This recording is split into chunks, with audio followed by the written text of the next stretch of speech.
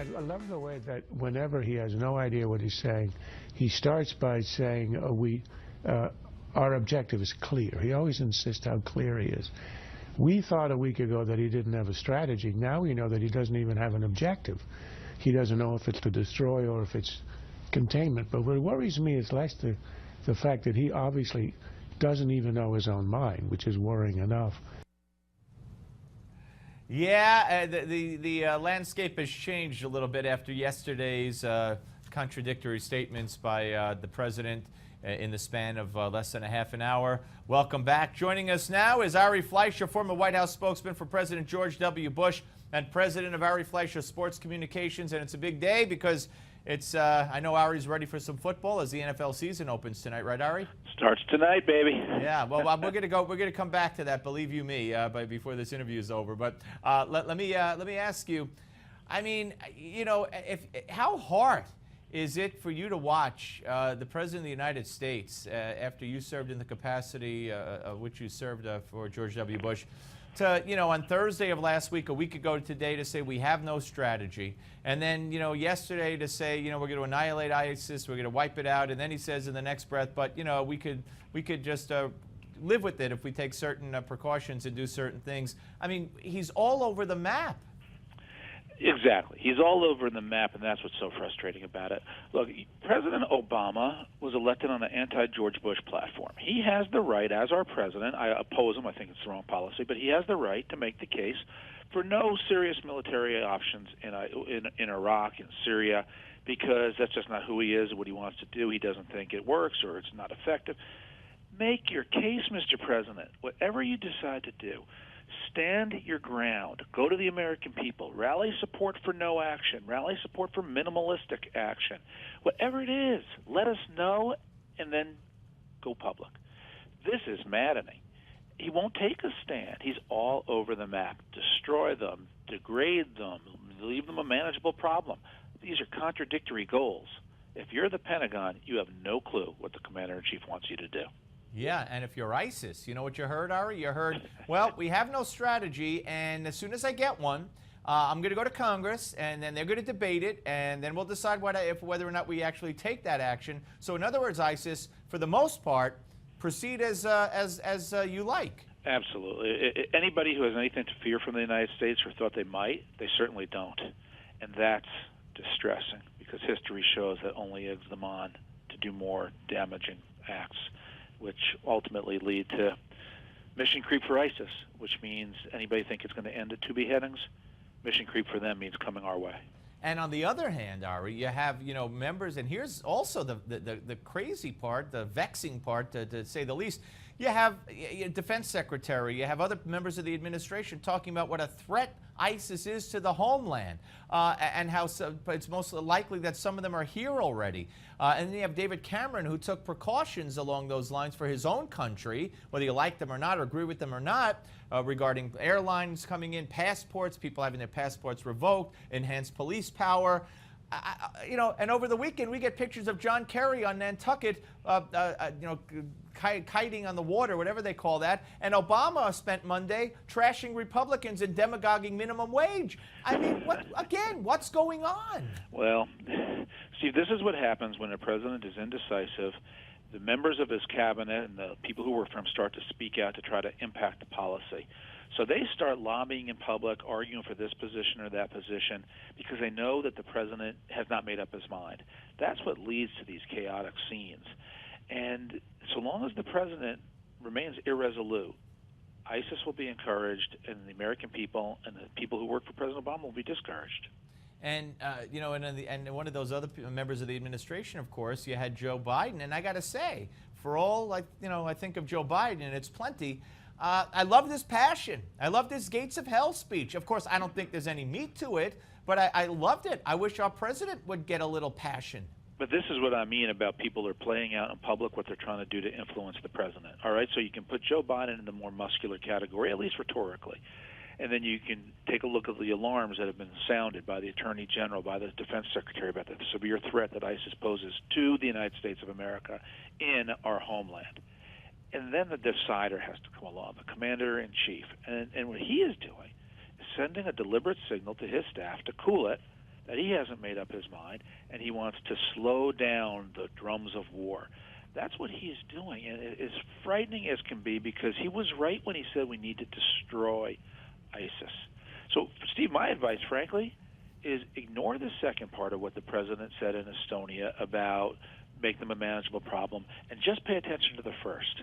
The president said he would destroy them. He needs to.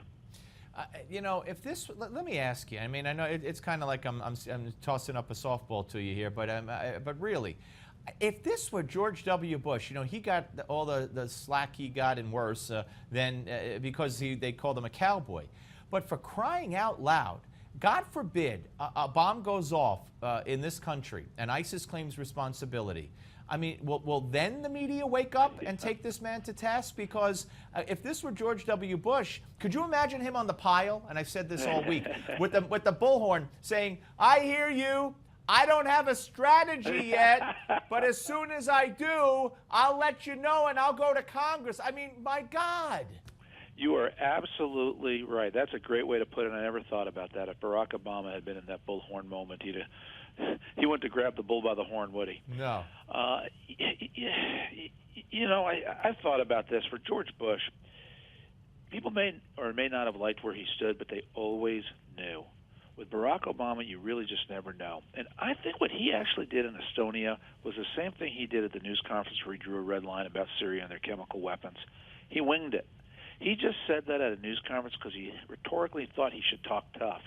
So he said that, and then he realized, I need to back down from what I just said because I really don't mean it. I'm not going to follow through, just as when he drew the red line for Syria. He wings it rhetorically and doesn't back it up, and that's the worst spot for America to be in. All right, we got the midterms coming up. You know, I think the Attorney General going to Ferguson in the first place, and now putting Ferguson police under investigation, the whole department, now while there's still a grand jury out before we know if there's going to be an indictment. And, of course, less than a month out, or less than 2 months out of the midterms, is part of also Obama going to Milwaukee on Labor Day and talking about minimum wage, and you know the Republicans are against everything I'm for. But is there anything he could do, do you think, at this point, to rev up his base that would make a difference significantly in the upcoming elections, or is this going to be you know, a disaster for the Democrats? No, I think this is very much looking like a rejection election. In very well much the same way that 2006 was a rejection election of President Bush over the Iraq War. This is shaping up similarly, a rejection of President Obama over Obamacare, over the weak economy, over the international problems that he's presiding over. It's all of the above. Whether it'll be as big a wave as 1994 or 2010 or even what the Democrats enjoyed in 2006 remains to be seen. The likelihood is, of course, that Republicans will come perilously close to taking the Senate if they don't take the Senate, which would be a huge sweep and swing, and gain a few seats in the House. Some people are talking that Republicans, if I think we pick up 5 or 6 seats in the House, we'll have the biggest Republican majority in the House that we've had since World War II.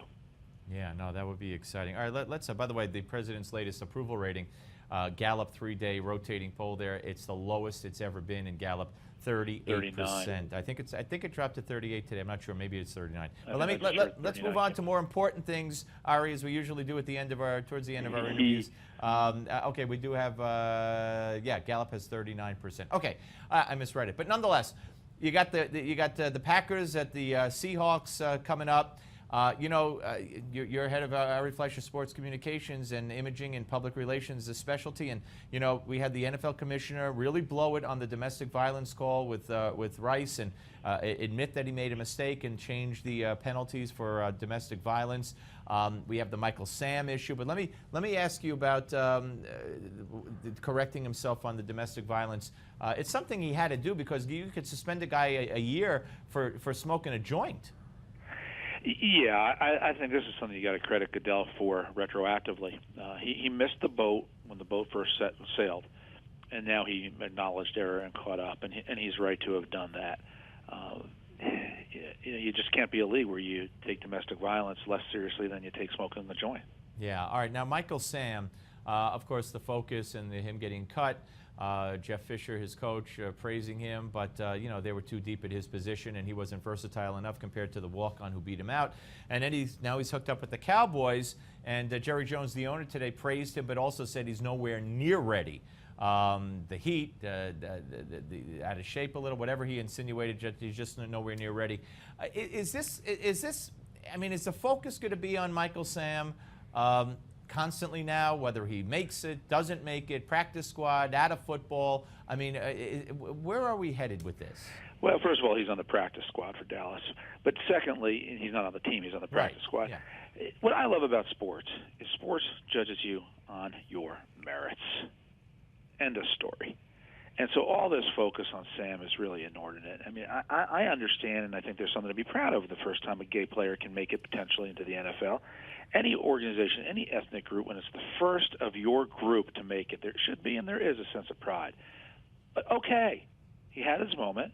Now let's judge him on football. And none of us are football experts enough to say whether he should or shouldn't be on the team or this or that team. You know, if you don't do it for a living, you really shouldn't sit on the sideline and say, because of his orientation, he really should get to play. That is nonsense. Just judge him on his football abilities. If he can make it, he can make it. That's great. And I hope he sacks a bunch of quarterbacks. And if he can't make it, c'est la vie. And 30 seconds. Redskins, they're going to change their name ever? I hope sure not. Hope not. I think it is a bunch of political correctness run amok. Yep. And should the Blackhawks change their name? Should the Indians? Should the Warriors? What about the Cowboys? Isn't the Cowboys right? And name? Phil Simms says Yankees? Phil if you're Simms. a Southerner, shouldn't the Yankees change their name? I hate this stuff. All right, Ari, always great to talk to you, sir. Thank you. My pleasure, Steve. Ari Fleischer, ladies and gentlemen. Yeah, I was going to say Phil Simms. Let's see if he says Redskins or not. Anyway, before we go, we want your opinion. Should the U.S. strike ISIS in Syria? I want you to go right now, newsmax.com/poll, and vote. We'll be right back.